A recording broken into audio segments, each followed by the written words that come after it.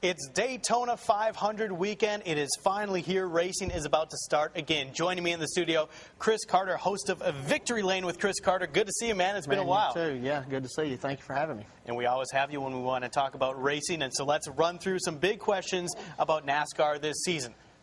In the background, you can see it. Jimmie Johnson, the 5-Pete. Can he do it? Yes.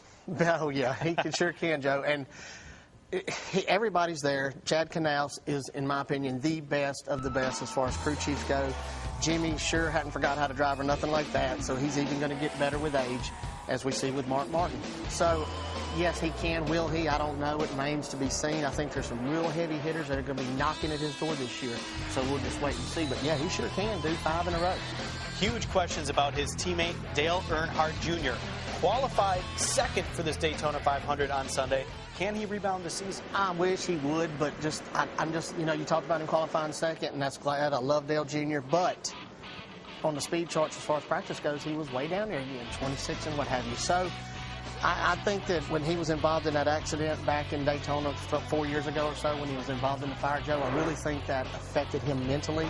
Dale Jr. needs to relax, get back to knowing what he can do. He hadn't forgotten how to drive by no means, but it's just like all the scenarios hadn't fell into place, so we'll just see what happens. I wish him the best, but I just don't think he'll be in the chase for the championship, but he's not going to win it. We'll see what happens with Tony Stewart as well. Man, they had an incredible first season as an owner-driver last year. Can they go further with that success and perhaps take home the championship? Tony Stewart has raced 11 times in the Daytona 500 and led 2,197 laps without a victory. The man knows how to be up front. He can drive a race car as well, and I expect him to be a big-time threat for the championship if he don't win it, Joe. So, well, whether it's right or wrong, all those guys we mentioned are not generating as much press as Danica Patrick. She had her ARCA race the last weekend, did fairly well. Can she compete in the Nationwide Series? Yeah, I think so. Yeah, she can compete. She's got the best of the best. She has got the best, one of the best team owners in the Nationwide Series. She's got the Hendrick motor, the Hendrick chassis. I believe she'll be okay. She's going to have a little incidents, I'm sure. I don't expect her to set the world on fire. There is a major difference in the ARCA series and the Nationwide series. Ask Cale Gale or somebody else. I mean, it's just big-time difference. So I expect her to be okay, but maybe not a win this year. Not yet, anyway. All right, well, let's talk about the big race on Sunday, the 52nd Daytona 500. Do you have any favorites at this point? Yeah, Kyle Busch.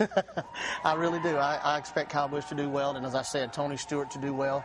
Of course, you're going to have the Mark Martins. And then let's don't forget about somebody that didn't have a good year last year, Carl Edwards. I expect Carl Edwards to really rebound. I expect Matt Kenseth to be there. And my sleeper, Jamie McMurray in the 1 car. Wow, that is a big sleeper. If he wins, we'll have you back on so you can celebrate. Well, I appreciate that. All right, one more thing we have to mention. Tonight is the Truck Series race at 6:30. Mobile native Rick Crawford going in that one. You know, he won at Daytona a few years back. We'll see if he can do it again. Join us for highlights tonight at 9. Chris Carter, thank you so much for joining us. Thank you for having me. Appreciate it. And everybody enjoy the race Sunday on Fox 10.